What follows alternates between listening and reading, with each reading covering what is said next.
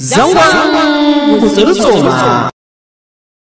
A cikin 'yan kwanakin nan wata fitacciya a yanar gizo mai suna Sadiya Haruna ta tono wani tsohon bidiyo na wata fitacciyar jaruma a masana'antar Kano Bilkisu Abdullahi.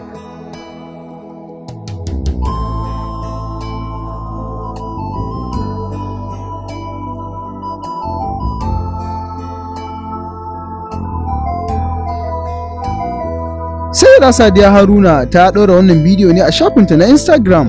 Bidiyon da Aminu Sharif Momo ya tambayi Bilkisu Abdullahi shin wani fanni ta karanta a makarantar gaba da firamare wato secondary school.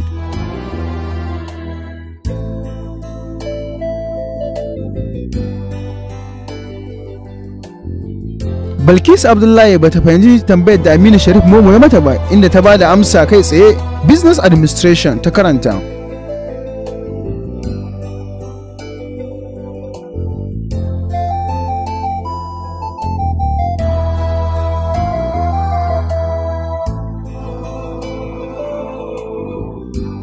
Sadiya Haruna ta saka wannan bidiyon ne a shafinta na Instagram. Abinda ta rubuta a ƙasan bidiyon shine, shin jama'a wai dan Allah akwai business administration a makarantar secondary school?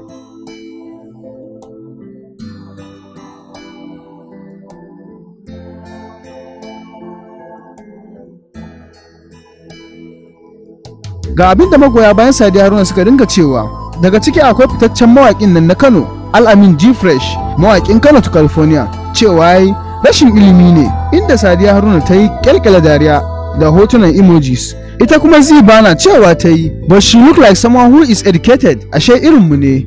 Ita kuma Safiya Talhat cewa ta yi, maybe brand ɗinta na make-up ne, inda Sadiya Haruna ta ce gaskiya kan brand ɗinta na make-up ne. Ita kuma Real Good Girl cewa ta yi, akwai business administration a makarantarmu, har cream administration ma akwai. Ku ci gaba da kasancewa da mu a Kano da a yau domin samun labarai da ɗumi-ɗuminsu. Mun gode.